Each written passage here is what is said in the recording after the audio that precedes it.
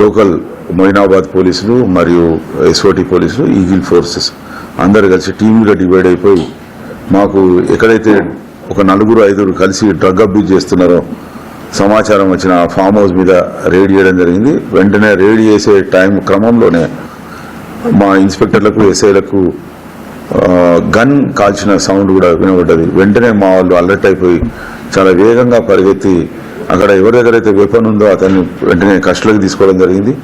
ఆ కస్టడీలోకి తీసుకొని అతన్ని ఎగ్జామిన్ చేస్తే అతను పైకి ఆకాశం వైపు ఏం చేసి రౌండ్స్ కాల్చినట్టుగా అర్థమైంది. అతని పక్కన ఇంకో వ్యక్తి దగ్గర యూజ్డ్ క్యాటేజెస్ కూడా దొరికాయి. వాళ్ళని అక్కడ ఉన్న మిగతా 9 మంది ప్లస్ ఈ ఇద్దరు అందరినీ 11 మందిని కస్టడీలోకి తీసుకొని వెంటనే డ్రగ్ టెస్ట్ చేయడం జరిగింది. దానిలో ఒక 5గురికి పాజిటివ్ వచ్చింది, ఒక 6గురికి రాలేదు. ఈ వెపన్ కాల్చిన వ్యక్తి నమిత్ శర్మ అని ఢిల్లీ చెందిన వ్యక్తి. ఇతను యాక్చువల్గా జైపూర్ వాస్తవ్యుడని చెప్తున్నారు. మరి అతను ఎందుకు వచ్చాడు, వీళ్ళకి ఫ్రెండ్షిప్ ఎట్లా ఏర్పడ్డదో తర్వాత ప్రూవ్ చేస్తాం. రెండోది, వెంటనే ఈ టెస్టులు జరిగిన తర్వాత ఫర్దర్గా ఆథెంటిసిటీ గురించి యాజ్ పర్ జీవో నంబర్ 4 ప్రకారంగా రాష్ట్ర ప్రభుత్వం తెలంగాణ గవర్నమెంట్ ఇచ్చిన జీవో నంబర్ 4 ప్రకారంగా వాళ్ళను గవర్నమెంట్ హాస్పిటల్లో తీసుకెళ్లి అక్కడ రక్త నమూనాలు కూడా తీసుకోవడం జరిగింది. తీసుకోవడం వల్ల ఇంకొక వ్యక్తి కూడా, అంటే ఎవరికైతే నెగిటివ్ వచ్చింది, యూరిన్ టెస్ట్లో నెగిటివ్ వచ్చిందో అతనికి బ్లడ్ టెస్ట్ ద్వారా పాజిటివ్ వచ్చింది.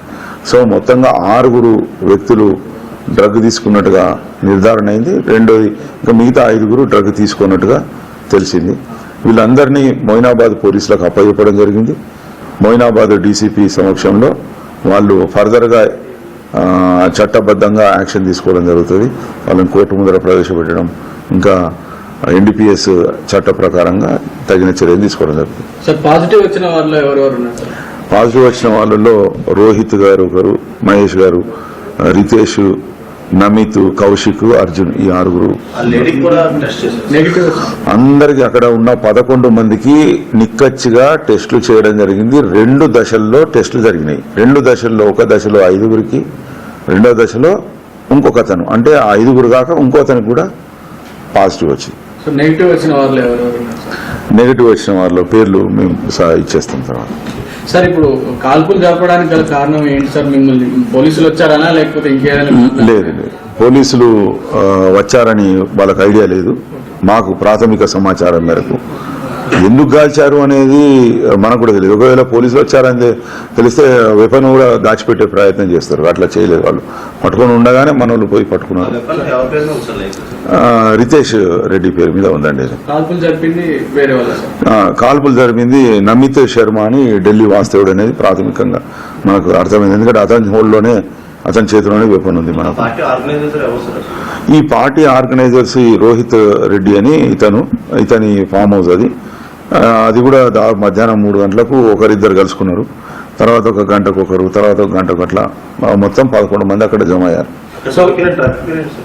ఇప్పుడు చెప్పలేము. డ్రగ్ అది మనం FSL పంపిన తర్వాతనే నిర్ధారణ అవుతుంది. అది 1 గ్రామ్ వరకు ఉంటుంది. కొంత వాడినట్టుగా తెలుస్తుంది. సో డ్రగ్స్ మేము ఇక్కడ తీసుకోలేదు, సిమ్లాలో వేరే చోట్ల తీసుకుంటున్నాం అని చెప్తున్నారు. అందులో వాస్తవం ఎంత సార్? వాళ్ళు ఎక్కడ తీసుకున్నారు? డ్రగ్స్ అబ్యూజ్ చేసింది ఇక్కడ, 1-2 గోవాలో కూడా అబ్యూజ్ చేసినట్టుగా చెప్తున్నారు. అది మనం ఇంకా ఇన్వెస్టిగేషన్ లో భాగంగా మనం వర్క్ చేస్తే కానీ తెలియదు సార్. మొదటిసారి, రెండోసారి దొరికితే వాళ్ళని బాధితులుగా చూస్తారు సాధారణంగా. 2 సార్లు, 3 సార్లు అంతకంటే ఎక్కువ సార్లు డ్రగ్స్ తీసుకున్నట్టు దొరికితే కనుక వాళ్ళ పైన చర్యలు ఉంటాయి. సో వీళ్ళలో ఎన్నిసార్లు పాజిటివ్? మనకు అందరూ మొదటిసారి దొరికారండి. మనం ఇంకా చూస్తాం. మరి ఇప్పుడు కొన్ని మా దగ్గర ఉన్న యాప్స్ ద్వారా చూసి వాళ్ళు గతంలో రికార్డుల పరంగా ఎక్కడన్నా దొరికారా ఏంటి అనేది చూసిన తర్వాత